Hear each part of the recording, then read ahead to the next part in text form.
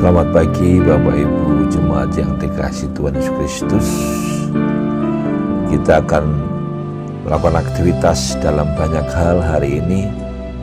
Sudah ada agenda-agenda yang akan kita kerjakan.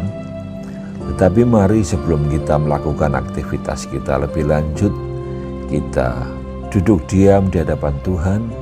Kita akan merenungkan firman Tuhan. Karena dengan kita merenungkan firman Tuhan, maka Tuhan akan membuat kita menjadi berhasil. Renungan kita pagi hari ini diberi tema Esra, kepercayaan raja. Adapun pembacaan kita diambil dari Esra pasal 7 ayat 1 sampai 28a. Dan saya tidak akan membaca secara keseluruhan, karena yang akan kita renungkan itu dari Esra pasal 7 ayat 6b yang demikian firman Tuhan. Ia, dalam hal ini adalah Esra, adalah seorang ahli kitab, mahir dalam Taurat Musa yang diberikan Tuhan Allah Israel. Siapakah Esra? Dia adalah salah satu dari orang-orang Israel yang dibuang di Babel. Mungkin kita berpikir menjadi orang buangan bukan sesuatu yang membanggakan dan menyenangkan. Tetapi kenyataannya kita melihat menjadi orang buangan tidak selamanya hopeless. Ada saatnya di mana Tuhan sanggup mengangkat dan memulihkan. Begitu juga yang dialami oleh Esra. Kenapa demikian? Karena dalam Amsal 23 ayat 18 dikatakan, karena masa depan sungguh ada dan harapan tidak akan hilang. Bapak Ibu jemaat yang dikasihi Tuhan Yesus Kristus, Esra adalah seorang buangan, tetapi dia juga menjadi kepercayaan raja. Ia dipercaya dan diutus oleh Raja Artasasta untuk membangun bait Allah di Yerusalem yang telah runtuh. Pertanyaannya adalah, apakah tidak ada orang lain yang lebih terhormat, yang lebih cakap untuk diutus raja dalam membangun bait Allah? Tentunya Raja Artasasta tidak salah memilih, tidak asal memilih. Dia pasti punya alasan. Kenapa demikian? Karena kalau tidak memiliki reputasi yang baik, mustahil raja mengutus Esra. Nah, pertanyaannya adalah, mengapa Esra begitu istimewa di mata Raja Artasasta? Meskipun dia sebagai seorang buangan di Babel, tetapi dia memiliki kehidupan yang berbeda.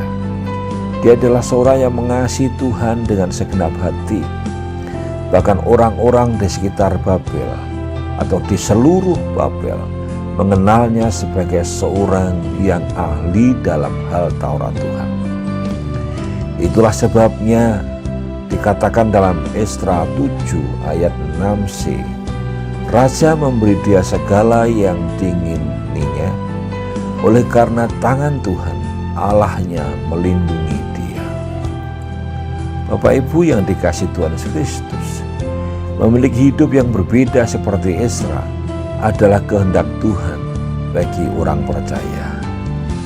Maka itu dikatakan firman Tuhan, janganlah kamu menjadi serupa dengan dunia ini, tetapi berubahlah oleh pembaharuan budimu, sehingga kamu dapat membedakan manakah kehendak Allah, apa yang baik, yang berkenan kepada Allah dan yang sempurna. Roma 12 ayat yang kedua. Ketika orang-orang buangan lain mungkin sedang merenungi nasib dan mengasihani diri sendiri, berbeda dengan Esra. Esra malah bertekun meneliti dan merenungkan Taurat Tuhan itu siang dan malam. Disebutkan sebagai seorang ahli Taurat karena dia tekun dalam meneliti Taurat itu. Itu dapat kita baca dari Esra pasal yang ke-7 ayat 11, 12 dan 21. Tidak hanya itu, Ezra juga tekun mengajar dan mendidik orang-orang buangan di Babel tentang Taurat Tuhan. Ketika diutus ke Yerusalem, ia pun membawa juga sebuah kitab Taurat sebagai sumber pengajaran iman. Kehidupan Ezra benar-benar menjadi berkat atau kesaksian bagi bangsanya. Karena itu ia percaya, karena itu dia melaksanakan mandat sang raja. Ezra juga menerima kuasa penata layanan. Itu dapat kita lihat dalam Ezra pasal 7 ayat 17. Dan dapat mempertanggungjawabkan setiap tugas yang dipercayakan kepadanya. Dari kisah Ezra ini, kita bisa belajar bahwa Tuhan bisa mengangkat siapapun juga.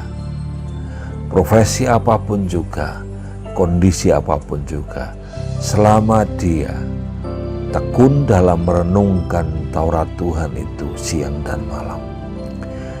Kisah ini menunjukkan bahwa Ezra seorang yang takut akan Tuhan. Tidak hanya mahir tentang Taurat Tuhan seperti teori, tetapi juga setia melakukan Taurat Tuhan itu dalam kehidupannya sehari-hari. Oleh sebab itu, jemaat yang dikasihi Tuhan Yesus Kristus, mari kita meneladani Ezra. Kita juga merenungkan Taurat itu siang dan malam. Kita punya pengetahuan, bukan hanya itu saja, tetapi kita juga setia melakukan Taurat Tuhan itu dalam kehidupan kita sehari-hari, agar kehidupan kita diberkati oleh Tuhan, karena Tuhan disukakan ketika kita merenungkan firman-Nya dan melakukan dalam kehidupannya. Selamat beraktivitas. Mari kita bersaat teduh, kita serahkan perjalanan kita sepanjang hari ini agar Tuhan ikut campur tangan dan memberkati. Shalom, terima kasih, amin.